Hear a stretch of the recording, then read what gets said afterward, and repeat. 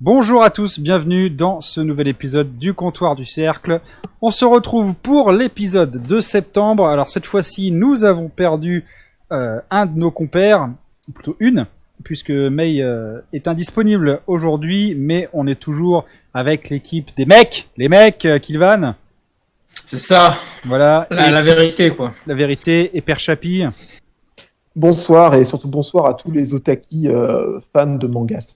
Voilà, bien sûr. Tout à fait. Nous saluons toutes les populations, que vous soyez... Non, allez, je vais pas commencer à parler de... non. Alors, on va parler aujourd'hui d'un sujet qui est un sujet sur lequel on voulait discuter depuis quelques semaines. C'est vrai que Chapi a donné ce sujet très rapidement et moi j'étais extrêmement excité à l'idée d'aborder ce sujet puisque je voue une haine sans pareille aux jeux indépendants. Et du coup, on va parler de ça aujourd'hui, des jeux indépendants, hein, ces jeux qui ont l'attrait du sucre et puis qui sentent un petit peu la viande faisandée une fois que vous l'avez installé sur votre PC. Alors, du coup, aujourd'hui, on va se faire un épisode autour des jeux indés, on va aussi parler des campagnes Kickstarter. Et puis, dans la deuxième partie de l'émission, eh bien, on va parler... Alors, Chapi va nous parler des jeux gacha. Si vous ne connaissez pas, enfin, si vous ne connaissiez pas comme moi ce que c'est un jeu gacha, eh bien, restez, on va en discuter. Et je vous parlerai de James Wan, le réalisateur de films d'horreur qui est très en vogue en ce moment et qui, avec la sortie du film The Nun, eh bien, a l'occasion de faire un petit point sur la série Conjuring, tout ça. Enfin, on verra ça tout à l'heure. Donc, premier sujet, je vous le disais, on va parler des jeux indés et du coup, voilà, je vais demander à Chapi de nous faire un petit portrait du jeu indé pour savoir quelle est la différence entre un jeu indé et puis un jeu normal, j'ai envie de dire. En tout cas, on va un triple A par exemple. Voilà, un triple A, un jeu d'éditeur, hein, disons. Vas-y, dis-nous. Un jeu de la passion, donc. Voilà, un jeu de la passion. Je voulais qu'on en parle un petit peu aujourd'hui. J'ai proposé ce sujet à Vincent. En fait, le thème un petit peu global, ce qu'on disait, c'est est-ce que ce qu'on appelle aujourd'hui les jeux indépendants, finalement, se foutaient pas un petit peu de notre gueule. Globalement, pour rappeler la définition d'un jeu indépendant, normalement, un jeu est indépendant quand sa source de financement pour faire un jeu vidéo ne dépend que de lui. C'est-à-dire qu'il ne va pas dépendre d'un éditeur et même dans la définition la plus globale, ne devrait pas dépendre non plus de crowdfunding. C'est-à-dire qu'en gros, c'est des gens qui se autofinancent eux-mêmes, sans dépendre de personne pour faire un jeu. Un exemple assez connu que tout le monde connaît, alors même si ça restera quand même à vérifier vraiment dans les fondements même du financement, mais The Witcher 1, quand il est sorti, c'était CD Projekt qui a développé le jeu et qui a édité le jeu. Donc ça, on est d'accord. Pour parler d'un autre jeu, quand Shenmue 3 fait un crowdfunding et est édité par Sega, on n'est plus vraiment dans du jeu indé. On est dans une espèce de microcosme en fait avec des financements occultes. Et donc c'est pas du tout le cas. Donc ça c'est vraiment la base même du jeu indé. C'est pour ça que généralement cette catégorie de jeu c'est 3-4 personnes, voire un mec tout seul. Dans l'exemple le plus connu, évidemment, c'est Binding of Isaac. Où en gros t'as un gars ou deux ou trois gars qui dans leur cave développent un jeu, le mettent en vente et directement perçoivent les revenus. Donc voilà, entre guillemets, pour la définition de ce qu'on pouvait entendre là-dedans. Voilà, donc oui, en effet, c'est du petit artisanat, hein, on va dire, par rapport aux grosses industries qui gravitent dans l'univers du jeu vidéo. C'est vrai que le jeu indé, il a toujours été là, hein, on va dire que ce soit déjà avant qu'il y ait toute cette vague de jeux indés, il y avait évidemment il y avait les bootlegs, les jeux qui étaient repris, on connaît tous les jeux pirates, il y avait une grosse scène de jeux pirates en Asie durant les années 90. C'est vrai que c'est des jeux qui ont toujours été là, des jeux modifiés ou créés de toutes pièces par quelques personnes qui des fois reprennent des licences de manière un peu éhontée. Mais ça a bien changé depuis le temps. En tout cas, le jeu indé, c'est vrai on va se demander un petit peu si ça nous prend pas pour des cons. Alors, pour dire tout simplement qu'on va pas non plus faire de la haine gratuite à longueur de podcast, hein, parce qu'il y a des jeux qui sont excellents et qui ont très bien marché. Mais c'est vrai que comme toute tendance qui a du succès, il y a quand même de beaux exemples d'arnaques qui sont assez impressionnants. En tout cas, on va commencer déjà avec des jeux qui ont vraiment bien marché. Je vais vous donner quelques titres comme ça, et puis vous allez me dire ce que vous en pensez rapidement pour qu'on voit un petit peu ce qui s'est fait de mieux dans le jeu indé. Alors j'ai pris des titres qui sont souvent cités dans les meilleurs jeux indés. Et puis vous allez me donner votre avis comme ça, voir un petit peu déjà si vous avez joué, puis si vous n'avez pas joué, ce que vous en pensez de loin. Alors il y avait un des premiers qui a vraiment bien marché, c'est World of Goo en 2008, qui était donc un plateforme puzzle. Voilà, c'est ça, un jeu où on devait créer des articulations avec des espèces de pâte à modeler ou pétrole, enfin un liquide visqueux. Et du coup, est-ce que vous avez essayé ce jeu, vous avez apprécié ? Alors moi j'y ai joué, mais ce qui me surprend, c'est que c'est genre celui qui avait marché ou un des premiers qui est cité, celui-là. Ouais. Parce qu'il est, je vais pas dire récent parce que je sais pas combien il a, parce que ça 2008, va vieillir, mais 2008. Ouais. Ah donc ouais, il est quand même relativement récent, d'accord. Ok, moi World of Goo, je trouvais que c'était un très bon jeu, surtout que il alliait un gameplay qui était pas forcément hyper profond mais qui était sympa et un esthétique qui était vraiment très cool parce que c'était un peu avant il est sorti un petit peu avant la vague ou ce que j'appelle la 2D HD. Oui. C'est-à-dire les jeux en 2D mais avec une résolution hyper élevée et des fonds toshopés à mort et où on n'a pas trop l'effet des effets de pixels. Et il était plaisant, il était vendu peu cher. Et oui. Il était, et t'en avais quand même pour ton fric, quoi. Moi, je trouve que c'était un bon jeu. Ouais, c'était pas mal. Et Chapi, toi, tu l'as joué à ce jeu ou pas ? Alors moi, j'ai joué un petit peu. Après, je vous avouerai que j'ai pas accroché. Ça veut pas dire que le jeu, je le trouvais particulièrement mauvais, mais c'est juste que ça n'a pas été ma came. Et c'est juste qu'en fait, dans les années 2008, en fait, je jouais à un autre type de jeu que Vince connaît bien, d'un acronyme d'un éditeur développeur qui s'appelle Cave. Ah, d'accord. Je faisais que des jeux de shoot en fait à l'époque, donc ça m'intéressait pas. Ok. Bon, on va reciter quelques titres qui ont particulièrement bien fonctionné dans l'univers du jeu indé. On va citer évidemment Minecraft en 2009 qui a fait. Bah oui, non mais faut bien. Il faut en parler. T'as pas le choix. Faut en parler. Quand même, Notch qui a créé un jeu qui a été un véritable phénomène. Et qui a accentué sa dépression, malheureusement. C'est assez triste, hein, d'ailleurs, cet épisode. Enfin, c'est incroyable de voir que plus un mec gagne de l'argent, plus il est triste. Malheureux, ouais. On a eu Super Meat Boy aussi, hein, un jeu que beaucoup de gens ont apprécié. Moi, c'est bizarre, mais j'ai jamais accroché à ce jeu. La maniabilité, j'ai jamais réussi à m'y faire. Jamais. Moi, je l'adore, Super Meat Boy, pour le coup, parce que c'est un jeu où... C'est un jeu de plateforme suffisamment bien fait, un peu comme un Megaman, je trouve, où c'est toi qui fais l'erreur, c'est pas le jeu qui a une maniabilité de chiasse. Ouais. Donc du coup, il était vraiment plaisant parce que tu sentais une vraie progression. T'avais une vraie progression dans les niveaux, dans le sens où la difficulté était augmentée en même temps que le joueur, mais sans le dépasser trop non plus. Oui. Et du coup, ça faisait que c'était vraiment un très bon challenge. Et c'était vraiment drôle. Enfin, c'était marrant d'y jouer à deux parce que du coup, c'était très marrant de voir le mec mourir à l'infini et se foutre de sa gueule, quoi. Ouais, bon, moi, vraiment, Super Meat Boy, j'ai adoré pour ça. Moi. Je trouve que c'était un truc très drôle. Je lui rajouterais aussi un autre truc à son actif qui était positif. C'est que moi je trouve que, alors pour info, hein, moi j'ai connu le speedrun à travers Super Meat Boy. C'est-à-dire qu'avant je connaissais pas du tout. Je savais pas du tout que la discipline existait, qu'elle était très développée ou des trucs dans le genre. Et de par MV, hein, que tout le monde connaît, qui le renaît assez souvent, j'ai découvert qu'il y avait une catégorie comme ça de jeux qui existait. D'accord. Oui, non, mais moi, après, j'en conviens tout à fait. Hein. Le jeu est vraiment. Enfin, moi, j'adore le regarder speedrunner, justement. Je trouve que c'est vraiment hyper plaisant à regarder, mais voilà, une manette dans les mains, j'arrive pas à m'y faire. Alors, évidemment, ouais, tu parlais des jeux comme ça, avec une 2D HD. On peut parler aussi, évidemment, très récemment, là, de Celeste, hein, qui mise un petit peu sur le même style du pixel art, mais on voit clairement que la résolution et la qualité de la fluidité fait que on sait très bien que ça sortirait jamais sur une console 16 bits, par exemple. Mais c'est un jeu qui a apparemment été vraiment plébiscité par les joueurs. On a eu aussi Cuphead aussi, qui a été un jeu qui avait C'est été... un jeu Microsoft, ça, non? je crois pas. Hein.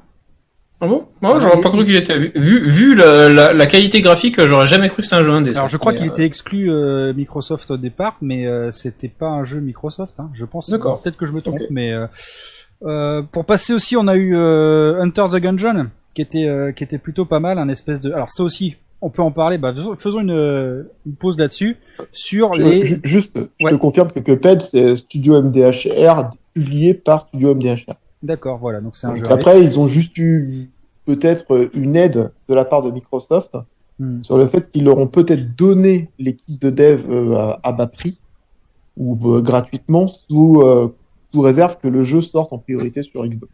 Ouais, Ça arrive peut-être, aussi ouais. souvent. Et du coup, c'est vrai D'accord. qu'il y a beaucoup de jeux dans les jeux indés qui sont des jeux à génération aléatoire. Hein. C'est vrai que ça marche à fond la caisse. Ça, est-ce que les joueurs aussi en ont pas un peu marre de faire tout le temps ce style de jeu? Alors c'est vrai que ça s'applique la génération aléatoire, ça s'applique à différents styles de jeux, mais c'est vrai que les jeux indés quand même, ils aiment bien. Enfin, quand on voit le nombre de RPG ou de jeux d'action à génération aléatoire de donjons, c'est quand même.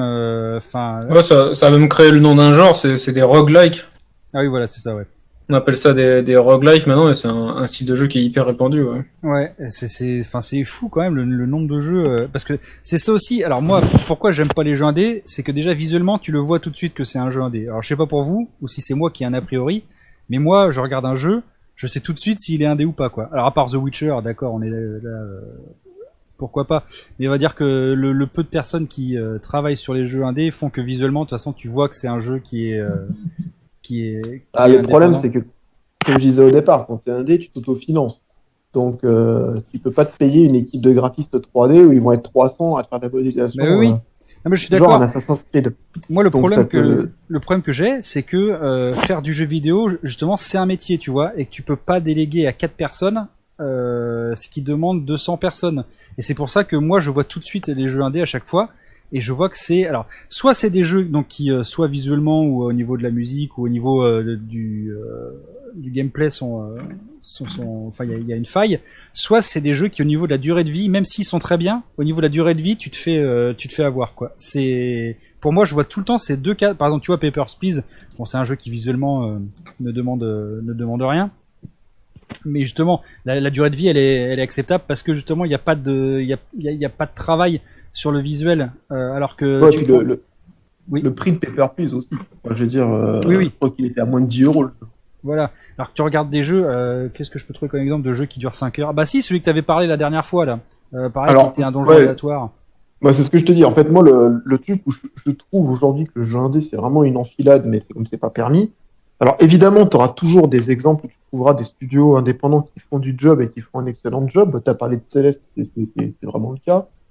Par contre, je trouve que tu as aujourd'hui des studios, des mecs qui font pas chier, qui ont un petit concept, qui développent un petit jeu dégueulasse où tu as torché ça en 5 heures, qui te balance ça à coup de 20 euros, et tu te retrouves avec un jeu qui est pas fini, quoi, à un concept qui, au bout d'une heure, t'as fait le tour, et que t'as payé 20 ou 25 euros, quoi. Ouais, c'est ça. Moi, j'ai le même problème. Et ça, aujourd'hui, tu prends tu prends Steam, par exemple, ça pullule de jeux comme ça, en fait. Hein. Mais oui. Là, c'était quoi le jeu? Comment il s'appelle ce jeu avec le mec qui était dans un pot Oui. là et qui avec son marteau. Ah, Get Over It. Voilà, c'est ça. Bah, tu vois, c'est typiquement ce genre de jeu arnaque, quoi, tu vois. T'as une façade. Alors évidemment, tu regardes ça en stream, t'as un streamer qui est en train de jouer à ça pendant 5 minutes. Ça, j'allais dire, ça c'est un jeu pour faire des vidéos YouTube, celui-là, il est. Bah oui, tu regardes ça, bon, c'est il est marrant, tu sais. maléfique celui-là. T'as envie d'essayer, quoi, normal. Et puis t'achètes le jeu 20 balles, et puis au bout d'une heure, bah t'en peux plus, quoi, parce que c'est tout le temps la même chose, quoi. Et c'est pour ça que moi j'ai vraiment un problème avec les jeux indés, quoi. C'est qu'on peut pas déléguer à 4 personnes ce qui demande 100 personnes. C'est pas possible. Il y a forcément quelque chose qui en pâtit. Enfin, en tout cas, c'est mon Après, avis. comme je te disais, après, t'as des cas, tu vois, typiquement Binding of Isaac, qui est l'exemple pour moi du jeu indé qui est au-dessus de tout, quoi. Parce Ah bah que, lui, bon, il a été touché par la grâce, hein, oui. C'est Ouais, vrai que- mais si tu veux, sur la masse du catalogue que t'as, je pense que t'es en dessous de 1%, quoi. Tout le reste, pour moi, je suis désolé, mais c'est pas des pseudo-merdes, mais t'en es quand même pas bien loin. On est d'accord. Alors, moi, j'ai une vision un tout petit peu plus sympas parce que après je sais pas si on peut vraiment considérer que c'est des jeux indés à proprement parler, mais je trouve que à l'époque de la Xbox 360, t'avais ce qu'on appelle les jeux uniquement Xbox Live Arcade, Ah oui, Ouais, oui, qui oui. pour moi en fait correspond à des jeux indés, puisqu'en fait c'est des jeux avec des, enfin je sais pas si en termes de définition pure, si on prend la définition de chapitre ça rentre, mais pour moi ça reste quand même des jeux avec une équipe réduite où tu sens clairement le truc un peu plus fait main quoi. Ouais, genre Castle Et, Crasher, un truc comme ça.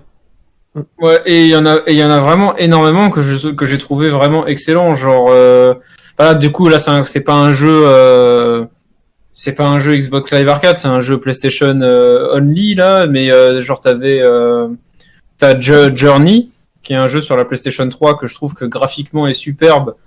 Et T'avais Flower aussi qui était dans le même style. t'avais Flower, ouais, mais Flower, je trouvais le Flower c'était une grosse démo technique. Journey, je trouve que c'était un truc très artistique et vraiment bien fait. T'avais Brothers Tale of Two Sons, qui était génial aussi. T'avais après t'as d'autres jeux dans ce style. Je me souviens plus comment il s'appelle. C'était Outrunner ou Outlander, je me souviens plus. Qui étaient des, enfin t'as plein de types de jeux comme ça qui étaient en fait des jeux que tu voyais clairement que c'était des gens qui avaient une idée, qui n'avaient pas forcément tout, ils étaient pas forcément suffisamment solides financièrement pour acheter les droits, pour acheter l'Unreal Engine du moment et en gros avoir des développeurs pour pouvoir faire un moteur graphique sérieux et trucs. Donc Ouais. du coup tu te retrouves avec un truc un peu plus modeste, mais du coup vu ils partaient direct du principe qu'ils allaient pas perdre du temps à faire des graphismes forcément techniquement beaux, bah ça renforce en fait ton équipe de direction artistique. Ça fait que tu peux te concentrer sur le gameplay, tu peux te concentrer sur le gameplay, et concrètement tu sais que le jeu va être vendu moins cher du fait du support à l'époque où c'était Xbox Live Arcade, t'avais aucun jeu qui dépassait 20 €. Et donc en gros tu te retrouvais en fait avec une super bonne value de ce que tu payais, où tu te retrouvais avec des jeux qui étaient parfois plus longs que des jeux AAA de l'époque, surtout que la Xbox 360, on oublie vite, mais c'est quand même, parce que bon, aujourd'hui, maintenant, les jeux AAA, il y en a beaucoup, c'est des open world, donc on peut se faire chier 20 heures dedans. Mais voilà, mais à l'époque, c'était pas du tout ça. Le jeu maître, c'était le shooter. Comme Call of Duty et Modern Warfare. Donc du coup, on se retrouve avec des jeux AAA qui étaient très jolis graphiquement. Enfin, et encore, je suis très très gentil en disant ça, mais on va dire qui était quand même dans la moyenne graphiquement et qui était quand même un truc sympa, mais où t'avais des campagnes solo de 5 heures. Et à côté de ça, t'avais des jeux que, pour moi, que je considère comme du jeu indépendant, comme Dust, and Elysian Tale. Voilà, celui-là, j'avais oublié. T'as Dust, and Elysian Tale. Enfin, t'as plein d'autres jeux comme dans ce goût-là, qui étaient à plus de 10 heures de jeu, pour un prix de 20 €. Et même s'il a, ok, techniquement parlant, c'était pas forcément super joli, mais on se retrouvait c'était quand même des jeux qui étaient appréciables à faire. Oui, Et alors, si le jeu indé, moi, c'était resté cette catégorie de jeu, c'est-à-dire les catégories des gens, Ouais. en fait, on veut vous faire un jeu, mais on n'a pas les moyens d'être dans la technologie actuelle. Et donc, en gros, on le sait, et on vous fait un jeu bradé, un jeu bradé, parce que clairement, il respecte pas les normes de la génération de consoles en cours. Bah, j'aurais jamais eu de problème avec le jeu indé. Alors, en fait, je suis complètement d'accord avec toi. C'est juste ça, je suis complètement d'accord. C'est qu'en fait, les jeux indés qui ont une dizaine d'années, quoi, qui étaient complètement dans ce schéma-là, donc effectivement des jeux qui techniquement étaient moins évolués, moins puissants, si tu veux, mais qui dégageaient autre chose, en fait. C'est ça. Et là, aujourd'hui, en fait, le problème que t'as, c'est que là, maintenant, c'est le poids à merde. Hein. Enfin, t'as de tout dedans, en fait. On Et, parle pas mal de No alors, Man's je Sky, sais- mec. Alors moi, je vais parler d'un autre jeu, mais je suis sûr que l'instant tu vas me suivre. Et même si je sais que beaucoup de gens vont me dire, mais c'est un tocard, tu racontes. Moi, typiquement, Undertale, j'ai pas pu quoi. Ah ouais, non, bah, ouais, franchement, c'est pareil, hein, là, c'est vraiment pas pour faire enfin, c'est pas pour être un hater, hein. Ah, Mais je suis vraiment pas d'accord parce qu'il est génial. eh ben, mais je Mais, l'ai détesté, je suis moi. vraiment pas d'accord. Mais après, oui, l'habillage est dégueulasse, je suis d'accord. Ah non, mais moi, j'ai trouvé l'habillage dégueulasse, j'ai trouvé les personnages, mais nuls, quoi, vraiment, c'est rare que je sois aussi, rebuté par un jeu vidéo, hein, que tout le monde aime en plus, c'est ça, je n'ai jamais compris. Perso, j'ai jamais compris, le Bah, succès de... moi, c'est vraiment le problème parce que les RPG, c'est quand même un peu ma came. Et Bah oui, j'ai c'est ça, aimé, j'ai joué 15 minutes et moi, graphiquement, non, Non, je moi, j'ai peux joué au pas, moins quoi. 3-4 heures, hein, mais, Ah, mais non, mais moi, j'ai pas pu. Moi, j'ai rallumé ma NES. Ouais. Alors du coup, bon, le temps passe. Je veux juste qu'on parle aussi un peu des campagnes Kickstarter, parce que c'est un aspect quand même qu'il faut détailler. Oui, parce que c'est une autre mode de financement aujourd'hui qui n'est pas par un éditeur. Hein. En gros, c'est le mode SDF, j'appelle ça. Tu fais la manche et tu demandes du fric aux gens. Alors, Voilà, c'est ça. Très à la mode. Hein, Vous vous souvenez, dans les années 90, les sociétés, écoutez, produisaient des produits, hein, pour dire deux fois la même chose. Et après, quand ils étaient sur les étagères, eh bien, vous les achetiez. Et ben, aujourd'hui, non, le produit n'est même pas fait. On vous demande déjà de l'acheter. Hein, vous C'est ça, on va vous développer les jeux que vous voulez avec votre pognon. Voilà, c'est ça. C'est formidable. C'est une catastrophe. C'est formidable. Et le pire, c'est qu'en fait, le truc, c'est que vous pourrez peut-être y jouer. C'est ce que les gens ont tendance à fortement oublier. Il n'y a aucune garantie. Hein, t'as zéro garantie, en fait. Tu files du fric, tu peux potentiellement jouer à un truc, mais tu t'es pas sûr. Quoi. Voilà. Alors, je vais parler de plusieurs exemples de Kickstarter qui ont été des catastrophes ambulantes. Pour rappeler quand même que oui, vous donnez votre argent, mais il n'y a aucun retour sur garantie. Alors, dois-je parler ou reparler de catastrophe nucléaire? Non. Hein, il a levé 4 millions en 2013. 4 ans de développement, des retards en boucle, l'équipe qui a décidé en plus de reconstruire des éléments dans le jeu avec d'autres financements participatifs Kickstarter. Donc on est sur Kickstarterception là, hein, c'est assez incroyable. La communication du jeu qui est absolument dégueulasse. Je vais te laisser le dire, Kilvan, le nom du jeu, parce que je sais que rien que de sortir ce nom là, ça va te brûler les lèvres. Oh, Mighty Number 9. Voilà. C'est pas consulté, hein, mais c'était. Voilà. Et en plus, il y a double pilule de Keiji Inafune, hein, un des co-créateurs de Megaman. Il faut savoir donc. En 2013, il sort le Kickstarter, donc avec 4 millions pour Mighty Number 9. 2 ans après, donc les fans hyper inquiets, jeu toujours pas sorti, ça a l'air visuellement c'est du caca. Le mec ne perd pas patience, hein, quand même. Il sort un Kickstarter pour le jeu Red Ash, donc qui est un jeu d'action-aventure, qui est avec le même designer graphique que Megaman. Comment s'appelaient les jeux sur GBA déjà? Les jeux de Battle Network. Ouais, voilà, c'est ça. C'est le même directeur graphique, enfin le même dessinateur, quoi. Et le mec sort un Kickstarter en même temps que son jeu qui est en train de foirer. Donc, du coup, les gens sont quand même voilà, ils s'en prennent plein les fesses, mais au bout d'un moment, ça fait mal, hein. Il n'y a plus de place, quoi. Voilà. Donc, évidemment, le jeu a complètement fail sur Kickstarter, et 2 ans après, Mighty Number 9 sortira, 4 ans de développement, 4 millions. Dans l'indifférence totale. Voilà, exactement. Voilà. C'était fini. Et est-ce qu'on dit que Bloodstained va prendre probablement le même chemin? Alors moi, justement, j'allais en parler parce que je sais pas qu'est-ce qui se passe autour de ce jeu. Hein. Pour ceux qui connaissent pas, Bloodstained, c'est un des développeurs alors je sais pas s'il était développeur ou créateur. Enfin bref, une des personnes importantes dans la série des Castlevania, qui était les Castlevania en version Metroid, qui a décidé de faire son jeu, qui est un hommage évidemment plus qu'appuyé au Metroidvania. Hein. C'est vraiment visuellement, c'est quasiment la même chose. Et donc oui, ce jeu a été destiné à un grand succès, mais du coup il y a des soucis, Chapi. Eh ben écoute, là je suis sur la page Kickstarter, donc juste pour rappeler, hein, donc le gars avait demandé $500 000, il a eu 5 millions et demi. Oh, c'est fou, quoi. C'est vraiment fou. Initialement, date de livraison prévue mars 2017. Oh, ouais. Voilà. Et donc récemment, en fait, là, il y a une bêta en fait qui a été sortie pour les gens qui avaient fondé le jeu. Et la démo est immonde.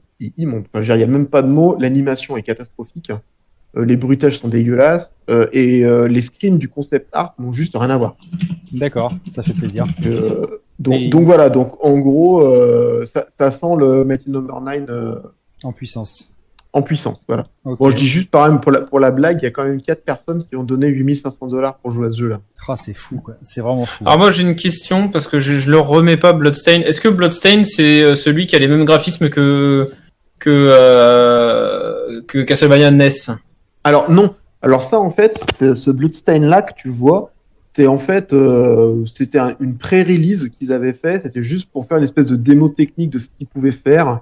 avec le moteur de l'époque, etc. Donc le jeu, par contre, celui-là est très bien. Oui, parce que celui-là, je l'ai vu et je trouvais que ça avait l'air bien. Donc c'est pour ça que je suis Voilà, assez- donc le jeu était plutôt cool, mais derrière, si tu veux, ils ont dit non, mais en fait, ça c'était juste pour un petit peu rigoler, quoi. C'était le rigolol, mais là, voilà la démo de Bloodstained, et voilà en gros à quoi va ressembler le jeu. Et je peux te dire que j'ai vu 2-3 personnes y jouer qui avaient filé du fric pour y jouer, et je peux te dire que pour l'instant, je pense qu'ils se bouffent les couilles. Hein. Alors, le mais, jeu, mais amèrement, quoi. je viens de checker, là, le jeu, il est pas prévu avant 2019, hein. Donc, ça veut dire. Voilà, donc le jeu, il a 2 ans de retard. Ouais. Ouais, non, c'est triste, hein, putain, parce qu'il était prometteur. Bon, il y a un autre jeu aussi sur lequel je mise des espoirs, c'est Blasphemous, le jeu d'action-aventure qui ressemble à Castlevania, mais en plus gore, avec des beaux graphismes. Et avec le personnage qui a une tête de espèce de perceuse là. Ouais, c'est ça, ouais. Ouais. Vraiment, il a l'air pas mal. Le thème me plaît beaucoup, et puis visuellement, je trouve que ça a l'air plutôt intéressant. Enfin, avec beaucoup d'occulte et de visuels blasphématoires, hein, évidemment, comme son nom l'indique. Mais ça me tente. Alors, pour continuer dans les trucs qui ont fail, alors il y a eu une volonté de refaire un Night Trap. Je sais pas si vous avez entendu parler de ça. Le jeu Mega CD. Oui, tout à fait. Oh, merde. Le jeu qui était Oh. en séquence, T'es motivé les mecs, hein. en séquence vidéo. On se rappelle tous, hein, c'est un des jeux les plus emblématiques. D'ailleurs, il y a une femme connue qui a joué dans Night Trap, et j'arrive plus à me souvenir c'est qui c'est. Je l'ai vu récemment, l'anecdote, et je me dis putain, elle est hyper connue, cette meuf, et du coup elle joue dedans, c'est incroyable. Mais en tout cas, ils ont voulu refaire donc un Night Trap, ils ont demandé $330,000. Et là, le Kickstarter n'a même pas réussi à atteindre ce niveau, mais ils avaient quand même réussi à avoir $160,000, je crois, un truc comme ça. Et puis bon, les signes de développement étaient tellement alarmants. Enfin, franchement, c'était comme Bloodstained, c'était absolument dégueulasse. Mais en même temps, j'ai envie de dire, qui a envie de rejouer à Night Trap aujourd'hui? Je ne sais pas, avec de la vidéo en 120 x 120. Je sais pas. Il faut Les full motion vidéo, la FMV. Ouais, c'était la folie. merde. Et on va finir le plus bel exemple, je trouve, hein, parce que Mighty No. 9, bon, c'est vrai qu'au niveau des sous, Mighty No. 9, c'est une des plus grosses carottes. Mais pour moi, enfin, je pense d'ailleurs que Star Citizen, c'est pour moi la plus grosse carotte intersidérale des Kickstarter. Star Citizen, qui est donc un jeu qui voulait à la fois mêler une campagne solo époustouflante dans un univers SF avec un côté multijoueur qui ressemble à du MMO. Enfin voilà, les développeurs voulaient faire tout. Voilà, tout simplement, ils voulaient faire tout. Un jeu qui a été donc lancé sur Kickstarter en 2012. Hein. Je rappelle qu'on est en 2018 aujourd'hui et que le jeu n'est toujours pas sorti. C'est donc un jeu qui avait vraiment des ambitions absolument incroyables. Alors là, le jeu actuellement est en pré-alpha ou alpha. Je me souviens plus quel stade, mais en tout cas c'est un stade qui ne mérite évidemment pas d'y jouer. Il faut savoir que dans le jeu, vous pouvez acheter des vaisseaux, puisque c'est un jeu d'exploration, d'aventure dans l'espace, et que les vaisseaux, eux, s'achètent avec du vrai argent. Et les vaisseaux peuvent aller de plusieurs centaines d'euros à plusieurs milliers. Et il y a des joueurs qui jouent à un jeu en alpha et qui ont mis 3-4 000 $ dans un jeu, enfin dans un vaisseau, dans un jeu en alpha. Alors c'est pareil, on peut se demander quel est, pourquoi, comment, je ne sais pas. Vraiment, on va mettre 4 000 € dans un vaisseau, dans un jeu qui n'est même pas sorti et qui ne sortira probablement jamais. Je sais pas ce que vous en pensez, mais je trouve qu'il y a quand même un moment, l'indécence, elle est présente, quoi. Bah, moi, je pense que tout ça, enfin, tout le truc, en fait, c'est juste un attrape couillon pour les fans. Enfin, je veux dire, Shenmue 3, c'est la même mécanique, en fait. C'est tous ces jeux-là, en fait, où tu te bases sur, t'as une fanbase, en fait, et tu leur fais miroiter qu'ils vont avoir le jeu qu'ils ont toujours rêvé, parce que Star Citizen, en fait, c'était censé être le WoW du futur, en fait. Le WoW SF, quoi. Et donc, vraiment, tous les fans de SF et de tout ce qui est saga galactique et qui aimaient les MMO, ils y sont allés et ils les ont fait saliver. Et les mecs crachaient au bachinet, quoi. Et après, c'est fait baiser. Mais c'est comme les mecs qui ont mis du fric dans Shenmue 3 et puis qui ont vu les premiers screens. Oui, force. Moi, je trouve que Star Citizen, c'est vraiment dégueulasse parce que, en fait, Les premiers visuels, en fait, ils ont récupéré de l'argent pour funder leur truc. Ils ont fait une petite démo technique, en gros, d'un petit concept qui était très joli, avec une planète, un vaisseau, etc., où si t'avais de la 3D qui était, on va dire, de bonne facture pour l'époque. Et donc du coup, ça a donné envie aux gens de dire, ah ouais, donc du coup, il y a quand même un truc qui est déjà joli, genre en gros, ils ont besoin d'argent pour en gros maintenant faire le jeu, quoi. Et mais dans le sens où en gros, il reste, il y a encore des, il y a quelques petits bouts à faire, mais dire le moteur du jeu est fait, et donc du coup, il faut maintenant qu'ils créent une aventure, un machin, un truc.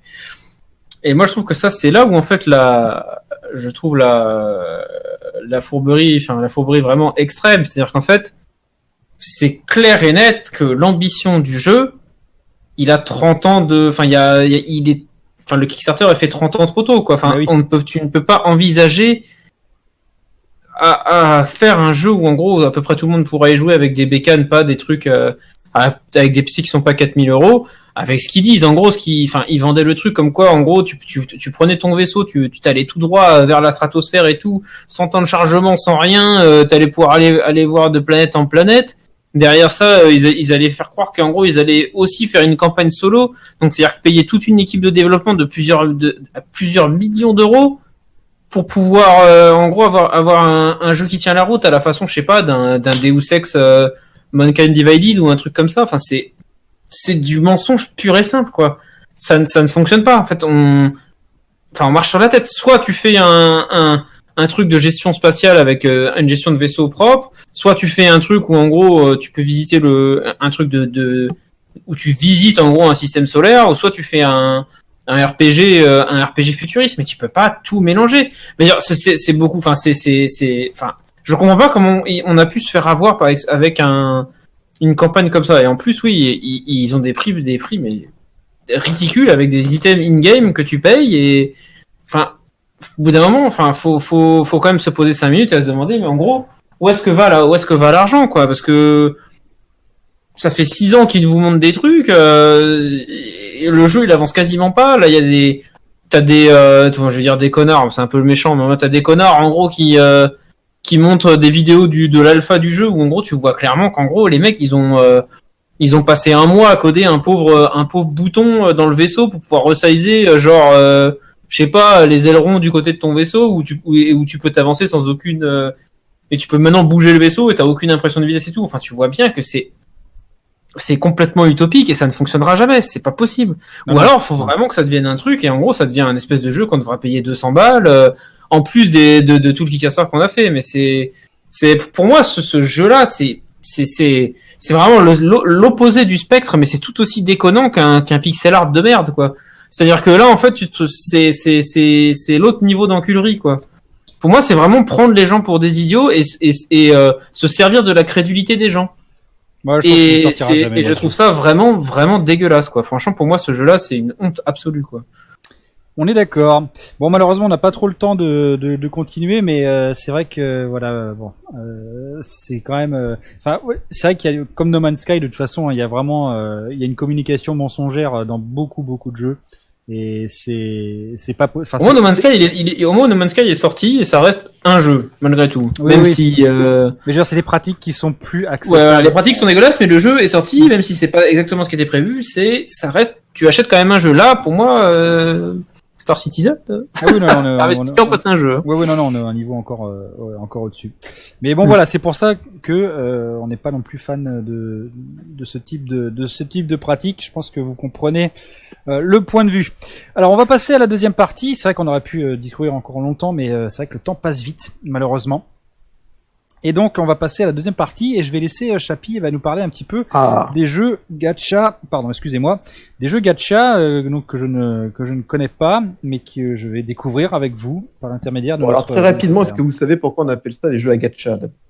Bah non. C'est le nom des gachapon, c'est les trucs où tu mets 2 balles là, où t'as une sucette et un petit jouet. Là.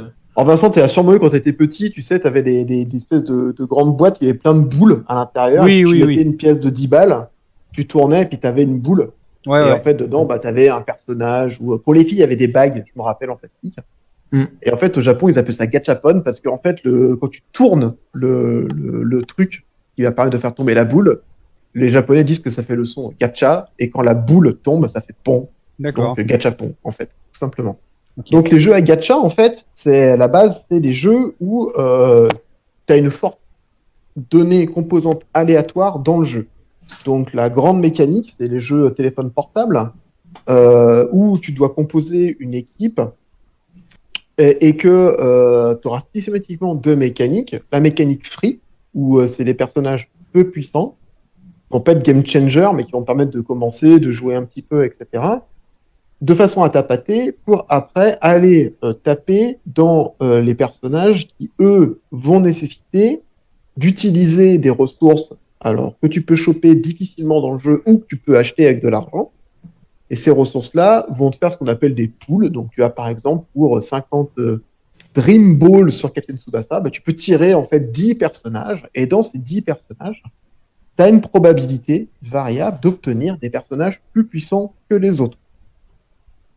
D'accord. Donc Comme là, tu joues un paquet de cartes Magic. voilà. Ou... Donc là, Vincent vous mettra un petit visuel dans la vidéo, en fait, que j'ai montré là. Bon, typiquement, vous jouez à Captain Tsubasa, le jeu de foot, vous devez composer une équipe de 11 joueurs. Il vous faut un goal, des défenseurs, des milieux de terrain, des attaquants, etc. Donc, vous utilisez votre tir gacha à coup de 10 personnages. Donc là, vous avez 3% de chance par tirage d'avoir un personnage qui est plutôt fort, plutôt très fort, dans une liste de personnages très forts. Et donc, bah, avec ça, vous devez avoir votre équipe de personnages les plus puissants possibles. Donc, c'est typiquement un pay to win. Plus tu as de l'argent, plus tu consommes de l'argent, plus tu as des chances de faire des poules, plus tu as des chances de faire des poules, plus tu as des chances d'avoir des personnages puissants. Donc, après, le niveau de baise dépend du jeu. Typiquement, Captain Tsubasa, c'est un peu compliqué parce que quand, par exemple, tu as un super attaquant, mais tu as un gardien tout pourri, ben, tu es tenté de remettre de l'argent pour refaire un pool parce que tu as absolument d'avoir un gardien haut niveau. Mais ça, on va dire, bon, c'est la mécanique du gacha. Jusque-là, moi, elle me dérange pas plus que ça, en fait, même si c'est quand même une sacrée enculade. Là où ça me pose plus un problème, c'est quand c'est des gachas qui ont un système de matchmaking online. Où là, on va essayer de t'expliquer que faire du online, c'est vachement cool, c'est sympa. Alors, vous en connaissez probablement plein. Paladin Vous Strike, avez, ouais. voilà, toi, tu connais, il y a Clash Royale aussi. Vous avez, qu'est-ce que d'autre il y a du jeu? Enfin, il y a tous ces jeux-là, en fait, qui Bleach, aujourd'hui Brave Soul, voilà, il y a une composante, Dokkan, ce truc-là. voilà, a une composante online, et on vous fait croire que le online, en fait, il est vachement bien. Et évidemment, si tu grindes le online, bah, tu as plus de chances de pouvoir récupérer tes fameux éléments qui vont te permettre après de pool des personnages. Le problème que tu as, c'est qu'en fait, et ça c'est un peu mon coup de gueule, enfin, faut pas se leurrer, les éditeurs, ils en ont rien à branler de vous, en fait. Et le online, ils s'en tapent, en fait. Le problème que tu as, c'est que ils se doutent bien que les personnages, ils vont vouloir des personnages, des équipes hyper puissantes et hyper fortes, vont cracher au bassinet. Ils vont acheter. C'est pas le problème. Statistiquement, les personnages qui donnent le plus, ce qu'on appelle les baleines hein, dans le milieu, il y en a à peu près, je crois, entre 1 à 10% en fonction des jeux. Mais rien que ces mecs-là financent complètement le jeu, en fait. Donc, C'est dingue. en dehors, je crois que des baleines sur Tsubasa, il y en a quasiment 2%, je crois. Mais ces 2%-là, en fait, rendent déjà le jeu rentable. Donc, tout le reste, en fait, que vous avez, de toute façon, c'est que du gain pour eux. Donc, c'est des jeux hyper rentables. Donc, les mecs qui se plaignent qu'il y ait des bots ou qu'il y ait des modes qui permettent de jouer avec des stats infinies ou des trucs dans le genre. Des gens qui trichent. Ouais, des gens qui trichent ou des trucs dans le genre. Ils se disent, ouais, c'est dégueulasse, l'éditeur fait rien. Mais en fait, ils en ont rien à foutre, en fait, l'éditeur. Parce qu'ils savent bien qu'il y a des gens qui trichent. Mais les gens, en fait, vont continuer. Les fameuses baleines, elles, ont des équipes qui sont tellement fortes qu'ils s'en tapent, ils vont continuer à claquer du fric. Et donc, pas besoin de réguler le jeu. Un event qui est de dire, bah voilà, pendant une semaine, tous vos stats sont doublés, donc l'expérience est doublée, vas-y, joue à fond. Les serveurs sont complètement implosés parce qu'il y a beaucoup trop de connexions, le jeu se casse la gueule, les gens se plaignent, l'éditeur s'en fout. Qu'est-ce qu'il en a à taper? Bah ouais, effectivement, t'as raison, c'est dommage, pendant une semaine ça marchait pas bien, tiens, et je te donne un ticket pour pouvoir faire un pool gratuit de une fois. Les gens sont contents, ils ont leur pool, et puis terminé. Donc en fait, ces jeux-là, essentiellement, c'est de la merde, en fait. C'est vraiment de la merde. Et Ça, ça j'avais se base vite compris, ça. uniquement sur, en fait, le fanbase des gens. Donc voilà, t'aimes Tsubasa, t'aimes Yu Yu Hakusho, t'aimes Dragon Ball, t'aimes ces catégories-là, t'aimes les jeunes filles avec des petites jupes courtes et qui font des chanteuses. Donc, en fait, les gars se mettent dessus et vont, en fait, claquer tout leur fric. Et peu importe après si le jeu est équilibré, pas équilibré, si online il est dégueulasse ou pas dégueulasse, s'il y a des mecs qui trichent de tous les côtés, de toute façon, dites-vous bien que c'est cette fameuse portion de baleine. Et aujourd'hui, quand tu montes un jeu, ce qui vise avant tout, c'est ça. Il faut que la proportion de baleine soit entre 1 et 10%. Plus tu es proche des 10%, plus tu fais un max de fric. Non, mais c'est Voilà. triste. Moi, j'ai tellement, enfin, je t'avais dit, hein, mais j'ai tellement l'impression d'entendre le descriptif de Paladin, quoi. C'est vraiment triste, quoi. Enfin, ce jeu, je l'adore, j'y joue toujours parce que, voilà, je pense que du moment que le fun prime avant tout, il faut, enfin, tant que tu t'amuses, tu joues, hein, de toute façon.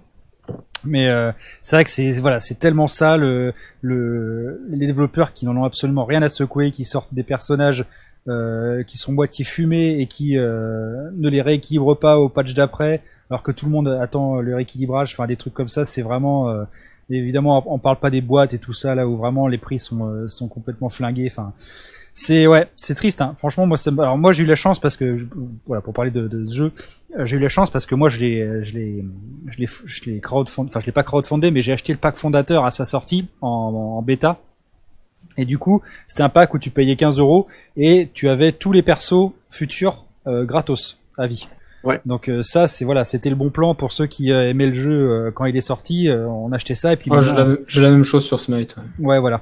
Et donc du coup, bah ça, cool, bon plan. Mais c'est vrai que voilà, maintenant aujourd'hui, ceux qui n'ont plus ça, alors déjà il y a ce pack-là est toujours présent, mais il coûte 50 balles maintenant. Et du coup, pour tous ceux qui n'ont pas pété les 50 balles, forcément ils doivent racheter les persos, sachant que évidemment voilà, chaque perso qui sort est quand même hyper fort. Je veux dire, sur Paladin, là on a eu coup sur coup le meilleur soigneur, mais vraiment de loin, et le meilleur flanqueur, donc DPS, un des meilleurs, hein, vraiment, il est vraiment dégueulasse. Donc voilà, moi je déteste ce genre de jeu, et c'est pour ça que je joue jamais sur portable, parce que enfin, on est adulte, hein, on voit comment les jeux sont développés et puis vers quoi ils veulent t'emmener. Mais c'est vrai que autant voilà, je peux jouer un petit peu à Paladin Strike parce que j'ai débloqué un ou deux persos vite fait, mais c'est vrai que tout ce système d'engranger de l'argent, avec plusieurs currencies dans le jeu, donc des fois c'est pas très clair, tu sais pas trop ce qu'il faut dépenser, enfin. Ou alors Je sais pas quand il faut le dépenser. Voilà, c'est ça. C'est vraiment, moi je trouve que c'est des jeux avec des systèmes très opaques et qui sont qui sont faits pour te faire dépenser du fric, quitte à ce que tu dépenses des trucs dans le jeu où tu comprends pas, enfin où tu dois pas dépenser, mais t'as quand même dépensé, t'es un peu vénère, quoi. Après, t'as un autre truc qui est assez rigolo. Donc, pour donner un exemple de coût, hein. Donc, sur Captain Tsubasa, tu m'arrêteras Kevin, si je me trompe, et un pool à 10, donc 10 tirs à 3% de chance, c'est 50 €, quoi. Oh Ouais, c'est en gros, c'est un tout petit peu moins que ça, mais en fait c'est pendant les promotions. Alors les promotions, hein. Attention, hein. Tu payes 27 € pour avoir 45 billes et c'est 50 billes le tir de 10 joueurs. D'accord. Et donc voilà, ça fait, et ça c'est en promo, c'est-à-dire que hors promo c'est 50 €. Et du coup, juste si c'est pas indiscret, vous savez à peu près combien vous avez dépensé dans ce genre de jeu?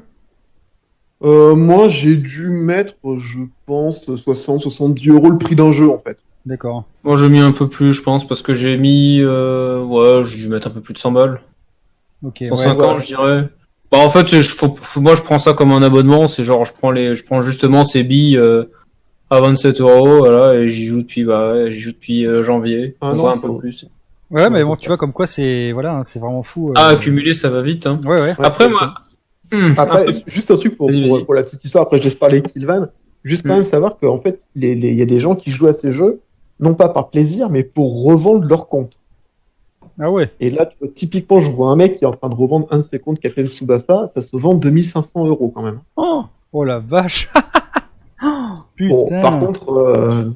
par contre, il a une équipe d'enculés, hein. Ça, il a même des équipes d'enculés. Mais voilà. Mais tu vois, en fait, t'as du business aussi par rapport à ça. Ouais. Le Non, mais fameux, on se rend pas compte, ouais.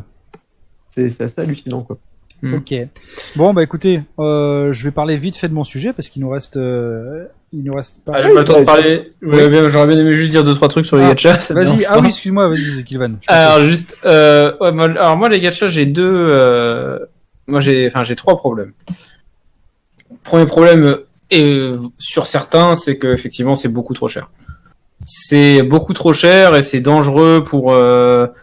Encore, nous on est vieux, on connaît un peu, on sait, on a quand même une notion de l'argent, mais un gamin qui a la carte bleue de sa mère dans son Google Play, ça peut vraiment partir en couille quoi.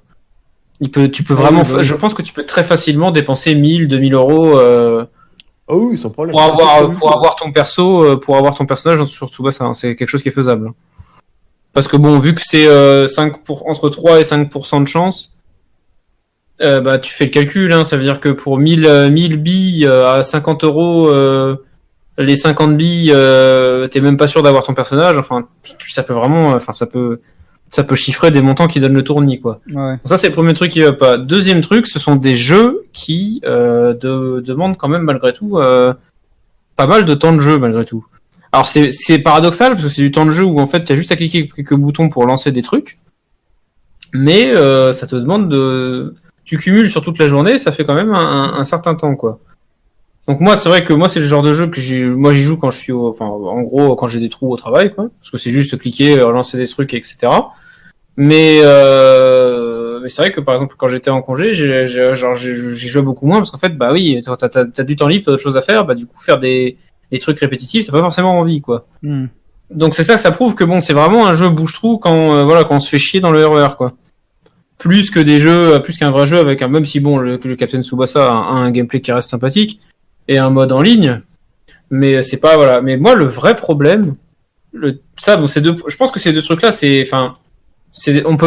tu peux pas vraiment, argumenter dessus. C'est juste objectivement vrai, quoi. C'est juste ça prend du temps et c'est trop cher. Ça, quoi qu'il arrive, c'est vrai. Par contre, il y a un truc très très très très grave, c'est qu'en fait, ça se cumule les jeux gacha avec les youtubeurs et le monde de YouTube actuel. C'est-à-dire qu'en fait, si tu joues à un gacha, là je prends Tsubasa par exemple, et tiens, il y a un nouveau personnage qui va sortir. Donc va y avoir des gens un peu intelligents qui vont juste te dire bon bah voilà, alors on va le placer dans un tableau, on va dire bah oui, vous voyez, lui il se place, du coup c'est le top 5, il est top 5 en tir, top 3 en tacle, enfin voilà, c'est un personnage qui est bien, il peut rentrer dans tel team. Mais ça, c'est vraiment pas la majorité. La majorité des gens, ils vont te dire textuellement, en gros, ouais, bon, bah, c'est le personnage le plus pété du jeu. Et en gros, bah, si vous ne l'avez pas, bah, vous pouvez oublier le PVP et votre compte est mort, quoi. Donc, en gros, les gens, en gros, sur YouTube, ils vont, en fait, complètement être déraisonnables sur, la réalité, en fait, du jeu. Par exemple, moi, sur Tsubasa, j'ai un gardien qui est pas considéré du tout, top tier. Et je veux dire, ok, j'ai pas les nouveaux gardiens, mais je peux jouer sans aucun souci. Enfin, y a aucun problème. Le jeu, j'y joue comme n'importe qui. Et si t'écoutes les youtubeurs, bah en gros, limite, mon compte, c'est un compte poubelle. Genre limite, je devrais ce qu'ils appellent reroll pour essayer d'avoir un compte meilleur que le mien, quoi. Ah ouais. Ce qui est complètement stupide. Et en fait, ça, c'est très très grave parce que ça veut dire qu'en fait, tu accentues par ta voix. En fait, en tant que youtubeur et de personnes qui donnent des informations sur le jeu, bah tu vas accentuer le fait que des gamins vont encore plus faire n'importe quoi avec le jeu. En fait, si tu présentes le jeu comme c'est un jeu de chance, donc tu récupères des persos, t'es content, tu récupères pas des persos, tant pis, tu finiras par en choper. Et c'est pas un jeu qui pose problème.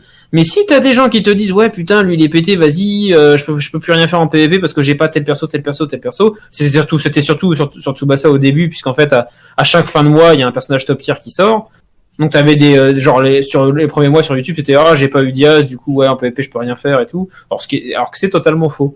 Et ça je trouve c'est oui, ça c'est ce que j'appelle les docteurs en méta, quoi. Tu vois Voilà, c'est la même chose que quelqu'un qui va te dire que voilà sur League of Legends ou un MOBA, ouais, tu joues tel personnage, mais attends, mais voilà, c'est hors méta, attends, il y a lui qui est beaucoup plus fort, alors que il va dire qu'il est beaucoup plus fort alors que dans la réalité des faits, il y a 5% d'écart entre les deux persos. sais pas, je dis n'importe quoi, et donc du coup, bah si tu joues bien de toute façon, Oui, et que ça t'as dépend comment tu joues faire aussi. des dégâts ou du heal, et si tu joues correctement, bah tu joueras correctement, donc t'as des chances de gagner. C'est pas parce que t'as pris le nouveau perso que ça va changer quoi que ce soit. Mais ça, dans les Et jeux, ça, en dans les fait- jeux par équipe, ça me rend fou. Ça me rend Et, dingue. et ça, c'est une mentalité en fait qui se transmet à plein de jeux du genre. Et je trouve que c'est encore, et je trouve un jeu où il y a de l'argent dedans, parce que pour moi ces jeux-là, ça devrait être interdit au moins de 18 ans. Je sais pas si ça l'est, mais je pense Bien que sûr, c'est des jeux d'argent par définition. c'est des jeux d'argent. Et pour moi, à partir du moment où il y a un certain nombre de transactions qui sont faites sur le jeu, ils le feront pas parce que voilà, ils aiment bien gagner des sous quoi.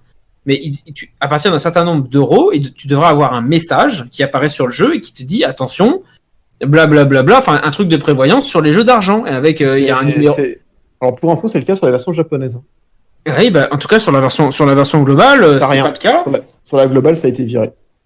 Et je trouve ça inadmissible. C'est-à-dire que pour moi, en fait, si tu ne sais pas te contrôler, et je suis désolé, ok, vous pouvez dire, ah, mais c'est qu'un connard et tout, mais franchement, même moi, des fois, j'ai déjà mis les 30 euros, machin, puis après, je me dis, mais putain, mais pourquoi j'ai dépensé autant d'argent? Enfin, c'est débile, enfin. Genre, j'ai acheté des billes pour tirer des personnages sur un jeu portable, quoi, j'en ai rien à secouer. Mais le problème, c'est sur le moment, bah, en fait, l'envie et la frustration de pas avoir le personnage que tu veux et tout, c'est tellement forte, bah, c'est une addiction comme une autre, quoi. Donc moi, je trouve c'est ça qui est grave dans les gachas, je trouve que c'est complètement laissé en roue libre. Oui, pour moi, mais il n'y a pas de régulation, hein, ça c'est clair. Actuellement, pour moi, c'est vraiment des arnaques. Parce que en fait, c'est une publicité mensongère. C'est pas genre viens jouer, vas-y, tu vas jouer avec les personnages de Tsubasa. C'est viens claquer ta thune dans le jeu de Tsubasa. et actuellement, il n'y a pas de régulation. Donc, c'est pour moi, il y a un vrai problème sur les jeux comme ça.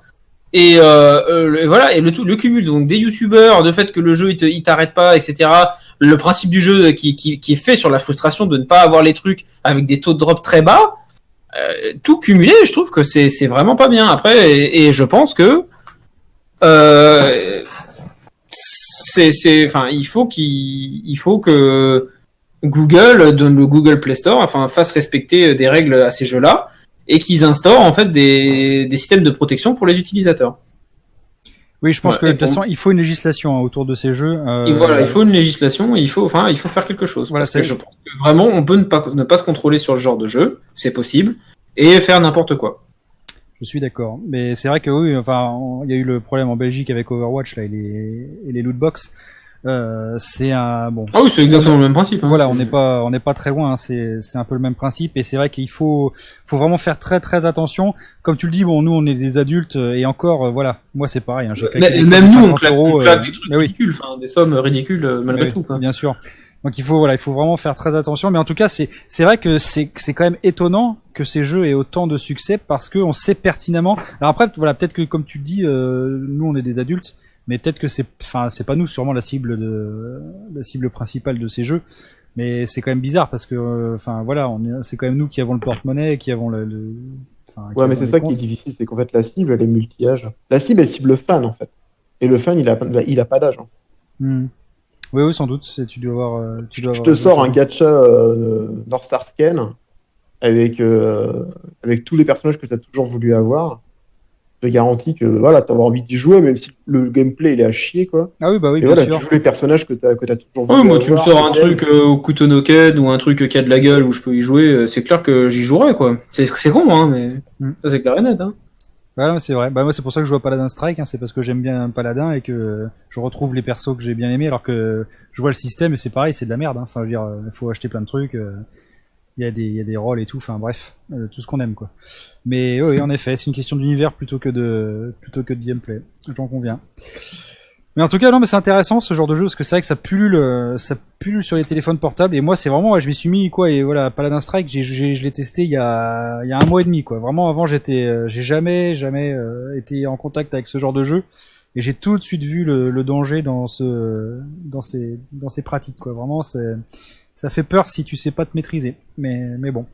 Bon voilà, allez, on arrive à 56 minutes de cast. On va s'arrêter là, malheureusement. Je vais pas déballer mon truc. Je vais le garder. Ce sera pour la prochaine fois. Voilà, on le dit tout le temps à chaque fois, mais je pense que ouais, même mine de rien, faut même quasiment faire un seul sujet en deuxième partie, parce que c'est vrai après ça dépend de ce qu'il y a à dire dessus, mais c'est vrai qu'on passe en général pas mal de temps dessus, c'est intéressant d'en parler.